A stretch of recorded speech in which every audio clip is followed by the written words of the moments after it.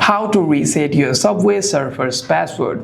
Subway Surfers does not have an account system that you can change your password of, because most of the time when you log in into your Subway Surfers, you have to either use your Google Play account or your Facebook account. So in order to reset your password, you need to reset your Google Play's password or your Facebook password. Let's talk about Google Play's password over here. You want to simply go to your Chrome browser and you want to search for Google account password change or password recovery.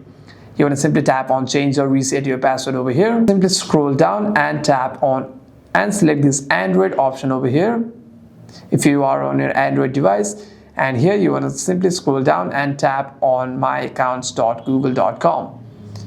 Here you will be inside your application. Here you will be inside your account, and you want to simply tap on Google password over here. Type it out your password over here and simply tap on next if you want to reset your password. This video is helpful, and if you have any further questions, make sure to leave a comment down below.